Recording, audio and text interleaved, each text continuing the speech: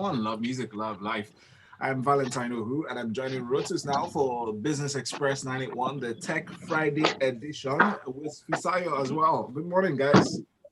Good morning. Good morning. Good to be here. Good to be here. It's a feel-good Friday. Tech Friday edition of Business Express brings you tech stories, updates in the business world. Join the conversation by sending messages to WhatsApp 0809 444 0981. You can watch on YouTube live. If you can't find us, just type in the search box Smooth FM Lagos. We'll be right there. Subscribe and share. Rotus, what's up? Yeah. Okay. Where do we begin? There's a lot of interest. Let's start with Bolt. I'm sorry. This was very interesting.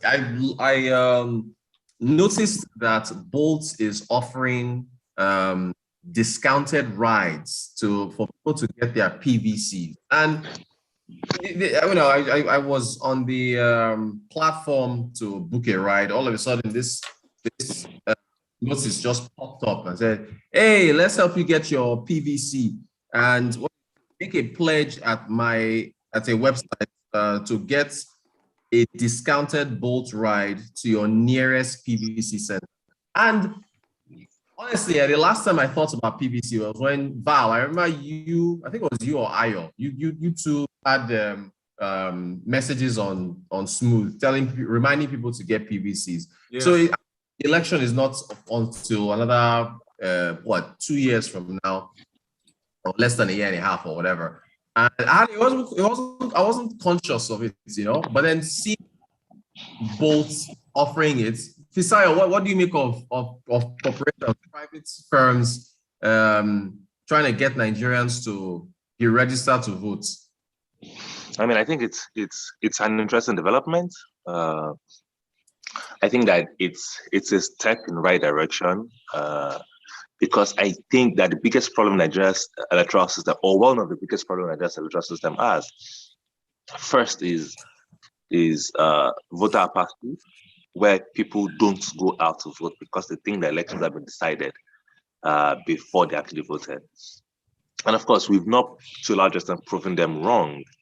That's number one. So because of that voter apathy, people that could have, voted, like, okay, well, since they've decided the election before we vote, there's no point, having a permanent voter's card that will even make you eligible to vote in the first place, right? So I think that's a very big problem, right? If you've seen Nigeria's election results and all of that, even from presidential level, you see the number of people that registered to vote in the election and the actual number of people that voted in the election. You'll see that there's a huge disparity, and that's how rigging happened and all of that.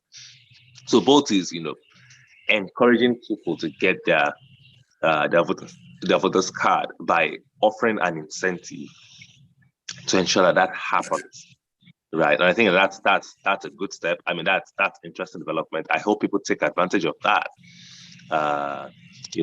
because we've got a country to save, right? I like that. Right.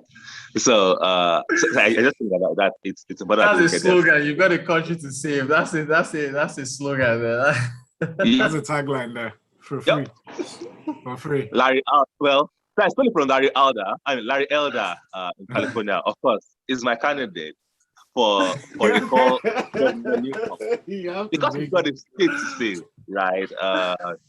So please vote Larry Elder if you're in California and all of that. So anyways, in Nigeria, we've got a country to save, we've got a state to save, we've got institutions to build, essentially, right? And I think it's important that we get our PVC and perform our civic duties and vote the people, because elections have consequences. And I think that we've seen that happen over and over again. People, you can complain about, the system, you can complain about everything, but if you don't vote, you can protest in Lekki, you can do anything, but you don't vote. All of this makes no sense. All of it makes no real change. And I think that this is an opportunity for everyone to ensure that, yes, we vote, but the people will believe that, yes, we'll do our bidding, essentially. So I think it's good that we register and take advantage of Bolt's offer to get to your PVC level, if it is about pricing about it. And that's also good marketing, I would add. Yep. Fisayo, another thing, what do you make of Nigeria? This startup bill, the folks in the tech community are engaging the federal governments in a startup bill. They want to be, and I think it's for ease of doing business for tech, for folks that are getting, in the tech space. They want government to work with them. We saw that, NITDA leaked bill that was kind of scary. We've seen what's been happening with tech companies in Nigeria. So, I mean, what do you think? How do you think this is going to work out? I mean, this is tricky because there are different arguments for and against a potential Nigeria startup bill, right? And of course, if I think about how innovation works, right, it's difficult to set rules for innovation before innovation happens, right? So almost everywhere in the world, rules catch up with innovation, right? So we've seen privacy rules evolve because of innovation, right? We've seen,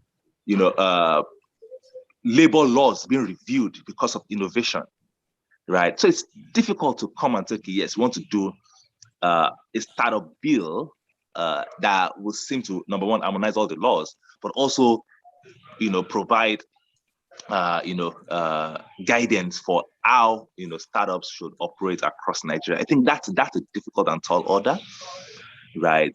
And I understand the motivation for wanting to do this, right? Because you don't want others to make those rules for you, right? We've seen the nonsense that that could happen when you allow people that are not part of you to make the rules, right, for you. So it's easier to say, okay, let's create our rules ourselves, right? So that, we won't be surprised by some of the laws that we are seeing, right? Which essentially is the motivation, right? But the challenge again with that is that there are different rules for different kind of tech of startups, right? And of course, there are existing and established regulations. So irrespective of how big your startup laws will be, if you create a law that but the CBN disagrees with the law, that's what how innovative it might be. The CBN will still have preeminence on the laws pertaining to financial services,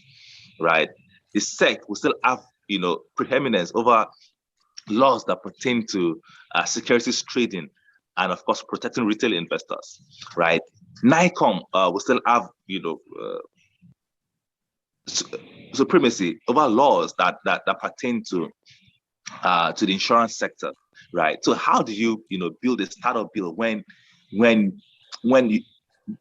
don't know which sector will drive the innovation, essentially, right? And you don't, if sitting here today, you don't even know how next year will change because of some tech company, right? So I think it's a difficult and tall order, and I sincerely wish the promoters success on how they're implementing this. They're working with the Ministry of Communication as well. So let's hope that yes, we can create something that works for everyone. But I just think I think that'll be difficult to have a one-size-fits-all solution for all tech operations across Nigeria. Is an extremely difficult thing, but not impossible, but very difficult. There's a message in here from Winga Kamu. He says, I believe this incentive by Bolt is good, but then where people will register for PVCs shouldn't be too far from their homes. And then he adds, he says, maybe Bolt should offer free rides for those who want to go get the COVID-19 vaccine. That's another one. So while you're giving us this, maybe you should do this. If you want to go and get the COVID vaccine, I think you should. I mean, I don't know. I mean, I can't be here legislating for how someone runs their business, right? But if you want to get the vaccine, yeah, I think it's interesting to say, okay, if there's some incentive to help drive, vaccine, vaccine. What was it? Vaccine collection? Acceptance. Vaccine right. Acceptance. Yeah, so it's what it is, right? I think it's meant to be people's choices. Again, so vaccine can also be seen as a civic responsibility because it helps protect other people. Yep. Right. As well. But there are different arguments for and against, the way vaccines are being implemented and being to like forced down people's throats, because in not many cases are vaccines forced down your throats, right? So again, there are different concerns around that, but both is a business organization that can do what they want to do and then run their business the way they want to run it, essentially, right? So PVC. I mean, my PVC is not even in Lagos, right? So if Bolt will say, okay, you take me to Ijebu. you wish. Right. I'll gladly take it to Ijebu Instagram and collect my PVC there. Lastly, on the vaccine issue, the federal government is saying that they are going to make it mandatory for all civil servants to get vaccinated. So I think it's irresponsible. Interesting. Why? Edo State government is already saying that if people don't comply, if the citizens of Edo State don't comply, he's going to impose another lockdown because he has bad people who haven't been fully vaccinated from public places. So I think it's totally responsible to do that. I don't think that, Ian, again, so I'll use, a few arguments that people use, to do this, right? We only have a minute to go. Yes, okay. It's difficult. But it's really responsible, people should have a choice. I mean, people that have some diseases have a choice to say, okay, I want to get treated for this or not. People choose to die, don't treat me, I just want to die. Okay, right? So I think it's my responsibility to decide whether I want to do vaccine or not. WhatsApp, very, very quickly. WhatsApp, the 225 million euro fine on WhatsApp from the European Union, well, $267 for breaching privacy laws. So quickly, Fisayo, what do you make of this latest development? I love the EU. They always come up with these rules for everyone, right? And always impose the fines first. So, and I see that, yes, India is thinking about, fines for even Apple on their actions around their payments processes for in-app purchases and all of that. So, EU is always our regulatory go-to, and of course, fining WhatsApp for how it shares information with its parent company. I think is the new cool. So again, we'll just implement and just fine everybody for doing the same thing. So good for everyone. Lenin says you're right. One cannot pre-regulate innovation. I think we should focus more on incubation innovation. We already have too many rules. Thank you, Lenin. And Benga Kamu says, but do we create room for innovation? It says in Nigeria, officials do everything to stop it. But when the tide overtakes them, they bring a legislation to slow it down. Thank you, Benga, for your message. That's about the size of it, folks. Fisayo, thank you so much. Wow, thank you so much. Thanks for all your messages. Thanks for having me. Thank you. Right. Rota Unquote is at Rota Unquote. Actually, Rota is at Rota Unquote on all social media platforms. ROTANKWOT. Fisayo, are you back on socials? Yeah, I'm on Twitter. Partially.